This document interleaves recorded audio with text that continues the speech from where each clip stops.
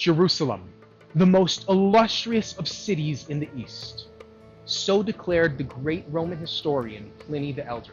Towards the end of the 1st century before the Common Era, the great Roman client king, Herod, who ruled over Jerusalem and the province of Judea, built 4 walls around Mount Moriah, the site of the temple. A wall to the north, to the south, to the east, and to the west. Those walls would form the base for the raised platform that we know today as the Temple Mount. And in the middle of that Temple Mount, he renovated the temple and created what the sages said was the most beautiful building ever built.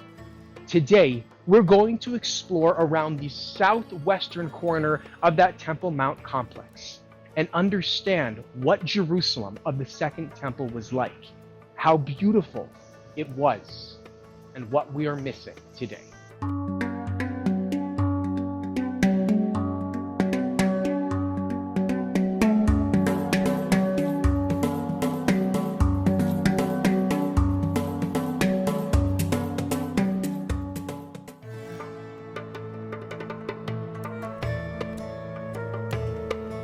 During the time of the First Temple, most of the pilgrims made their way to the temple from the city of David that was to the south, making the southern entrance the main entrance into the temple compound. In the Second Temple period, in honor of that tradition, the southern entrance remained the main entrance into the temple. Pilgrims would take this monumental staircase all the way up into a double gate. But one cannot simply rush into the temple. Take a look at how these stairs were paved.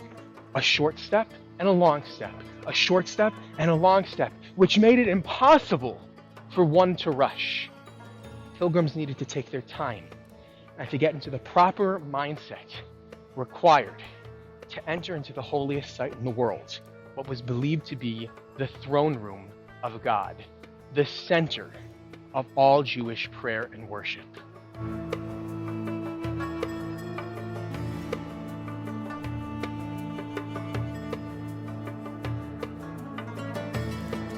But before worshipers could make their way to the Temple Mount by way of the southern entrance or any of the other entrances, there were some other things that they needed to do. First of all, they needed to cleanse themselves, not necessarily of the dust and dirt of their travels, but to purify themselves of any ritual impurities that they might have picked up on the way. And so, all of the worshipers ascending to the temple first make their way to these stepped pools, the mikvah, the ritual bath, to dunk in the purifying waters of the mikvah. Here we clearly see the divider between those who are impure, making their way into the mikvah, and those who are pure, making their way out of the mikvah and to the main street lining the Temple Mount.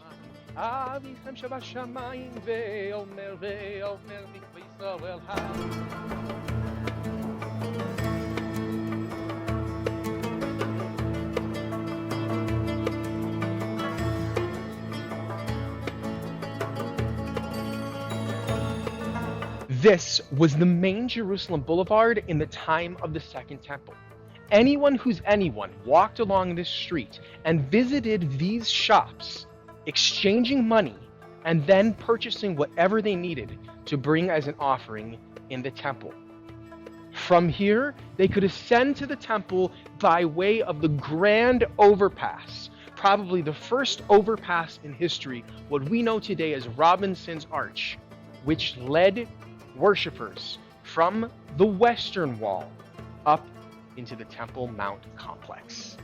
During the great Jewish revolt for independence against the Romans, on the 9th of Jewish month of Av, 3830 or 70 of the Common Era, the Roman legionnaires destroyed the temple. It was a complete destruction, not just of the temple building, but even of parts of the walls surrounding the Temple Mount. Here we clearly see the destruction of the top part of the western wall, the massive stones knocked onto the street below. For thousands of years, the Jewish people have carried this destruction with them, commemorating it every single year on the 9th of the month of Av, with fasting and customs of mourning.